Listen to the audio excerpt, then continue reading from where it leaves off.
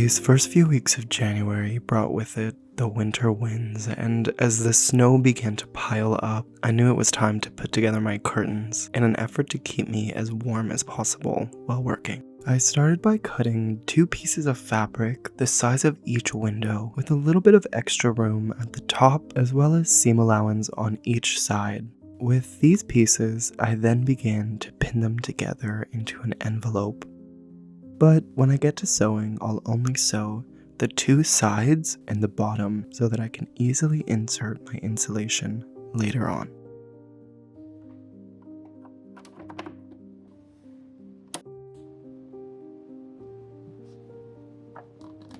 When starting and ending a new stitch, I'll always backstitch a few times. This just helps to ensure that the stitch is secure and it won't unravel over time. I slowly pivot at each corner to create a clean 90-degree angle. When I do this, I'll always make sure that my needle is all of the way down. This just makes sure that the fabric won't shimmy or move around on me. And there is our beautiful backstitch once again to finish off this curtain. After removing all of the pins, I cut each corner off at the bottom, being careful not to snip any of the sewing that we just did. This will reduce the seam, so that when the curtains are flipped inside out, that corner won't appear as rounded.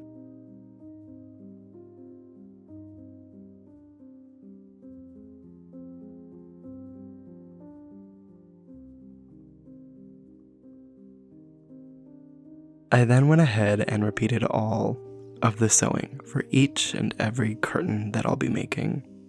Take your time with this. I know I took a lot of dance breaks in between each curtain to keep me extra focused.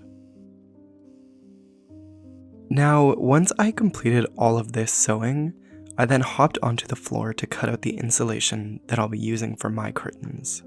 I went with Reflectix. This insulation is a foil insulation, so hopefully it will help regulate both cold and hot temperatures depending on where I am and the seasons.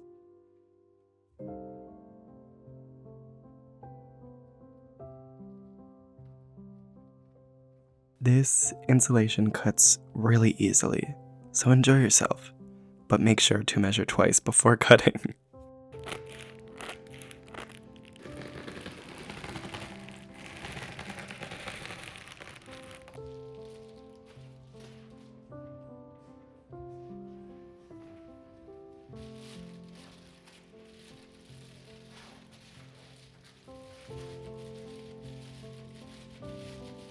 After inserting the insulation into the curtains, I'm going to hop back onto the sewing machine once again to quickly make the Velcro straps that I'll be using to keep the curtains secure.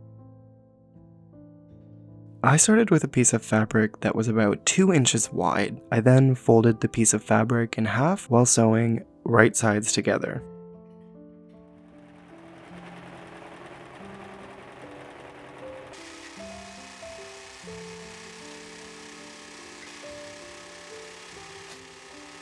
Once all of these pieces were done, I began to fold over and hem the top of the curtains.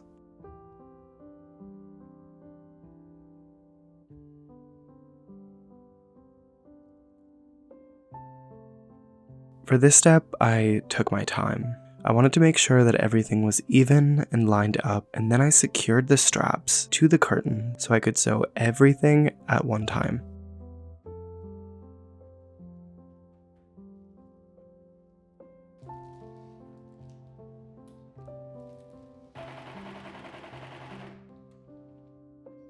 I went back and forth over each strap several times just to make sure that they were extra secure and would withstand the wear and tear of tugging over time.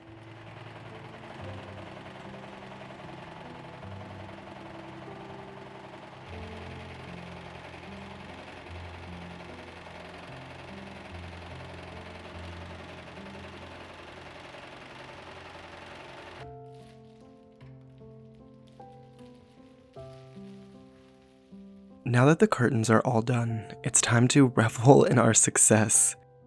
You could easily stop here and install these beautiful insulated curtains as is. However, I am not going to do that. I decided that I wanted these curtains to be a little bit more versatile. So I pre-cut bamboo blinds to the size of each curtain, and I carefully pinned them to the blinds.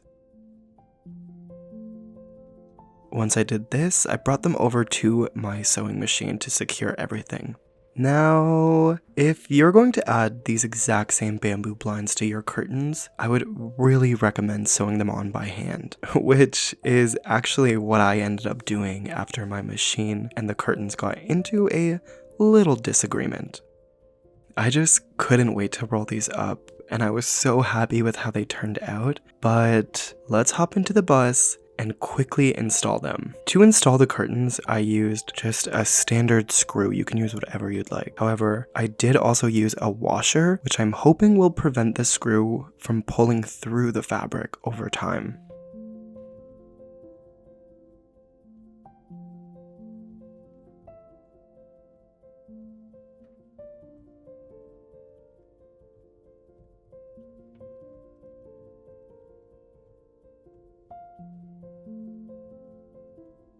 And just like that, this place is looking more and more like a cozy, tiny home. As always, I love you, my beautiful friends, and I hope you have an incredible weekend. We'll chat soon, I promise. Goodbye.